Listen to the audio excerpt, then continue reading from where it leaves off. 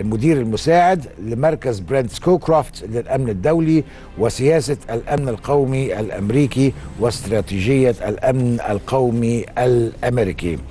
Mr. Ward, you're most welcome. Thank you very much. Pleasure to be here. Can you hear me? Yes, I can. ولا أنا اللي مش سامعه؟ Mr. Alex Ward, can you hear me? Yes, I can. Hello. How are you doing? Good, how are you? All right. Let me ask you a couple of questions, and I will need you to give me seconds in between to translate as well. What are your expectations if the Republicans come to the White House in terms of the Middle East at large, the Gulf in particular? How do you see it? I believe the Republicans will have a more hawkish approach to the Middle East and will probably seek more military solutions to some of the problems in the region.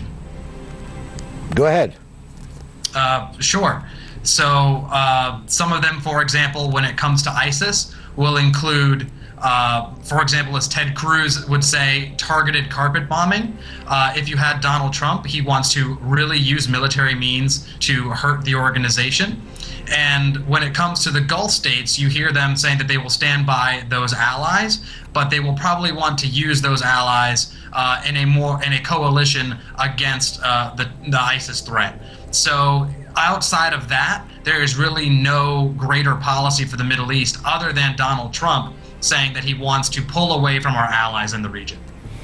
طيب يعني السيد أليكس وورد بيقول ان الجمهوريين لو جم للبيت الابيض، الجمهوريين هم صقور في سياستهم تجاه الشرق الاوسط، وما يروا ان هناك حلول عسكريه ويجب ان يتم اتخاذها، وبالنسبه لداعش على وجه الخصوص فاستخدام الحلول العسكريه تكون واضحه جدا، فسيقولوا انهم سوف يقفوا بجوار حلفائهم من دول الخليج، ولكن في الواقع هم سيستخدموا دول الخليج لكي يحققوا هيمنتهم في المنطقة. So does this mean that it is better for the region that the Democrats come to office or continue to be in office? It depends on what your goal is for the region. If you want to see ISIS gone, which I assume most do, it doesn't necessarily matter what party is in, except possibly Bernie Sanders doesn't have as tough an approach versus the group. If you care about continuing the Obama administration's policies towards the region, then you would like Hillary Clinton to stay in office, and so with Senator Sanders. When it comes to the Republican Party, they're going to change the way the Obama administration has done foreign policy and make it much more based on militaristic and defense decisions in order to try to safeguard the region in America's view. And so really it comes down to, do you like the way the Obama administration has been handling Middle East policy? If so, you want the Democrats.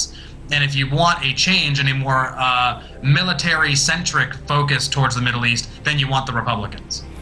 So you want to say that the Middle East at large is in no proper sense, whether it is the Democrats or the Republicans in the future?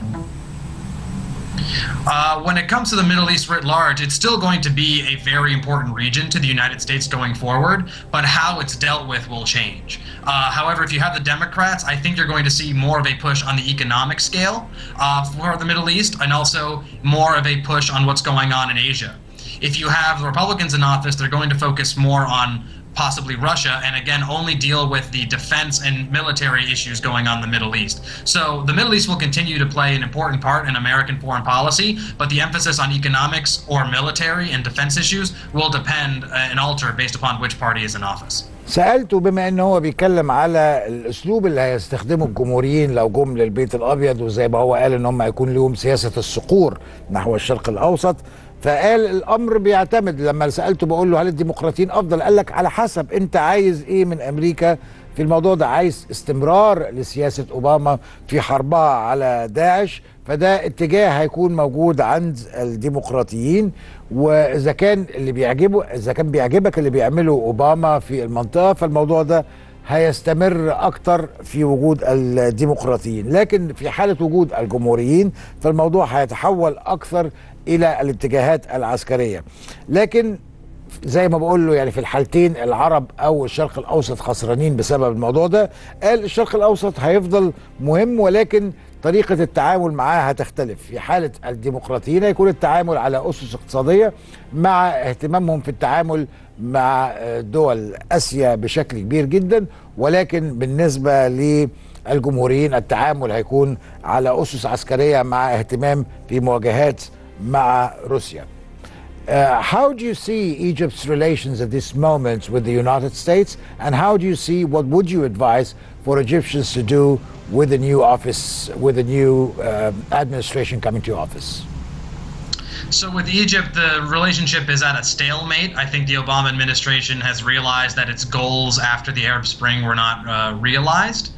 And so it accepts the situation as it is, even though it might not be happy with the way it is. For the next administrations, I think you're going to see all the candidates except Bernie Sanders try to change the relationship with the United States. The Republicans have outlined a pretty harsh stance against dictatorships and against hardline folks, non-democratic regimes, so to speak. And so they will Let me try and understand. You're talking about the Republicans or the Democrats? Sorry, the Republicans, excuse me. The Republicans at this moment have opened up space to talk to go against non-democratic regimes. And so if the people of Egypt were to show that they were not happy with the way things were going in Egypt, then you might see a policy change. On the Democratic side, Hillary Clinton has opened up the space, saying if democratic uprisings happen, she will support them as the president of the United States. She said this about Iran in a speech just last week. Bernie Sanders is unclear, though, about what he would use American influence to change. And even if there is a democratic uprising in Egypt under a Sanders administration, it is unlikely that he would use American influence to change the situation in Egypt. Why are you building Egyptian-American relations on the basis of an uprising that is going to happen? I don't think that any part of my question spoke about a potential uprising to be happening in Egypt. Sure, but I think the way right now Egyptian relations are with the United States, they will stay the same, no matter who is in office going forward for the next administration. The only thing that I think will change it substantially from the way it is now is if there was some sort of movement.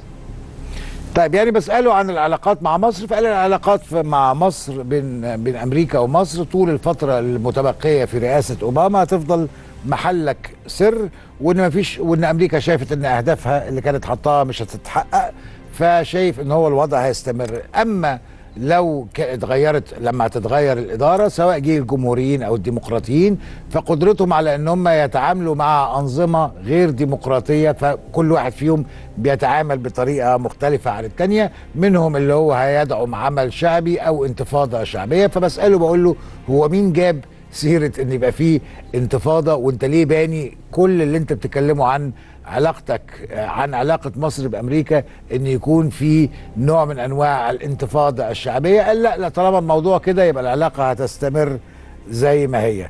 Thank you Mr. Alex Woods. Nice talking to you. Thank you for having me. It was a pleasure.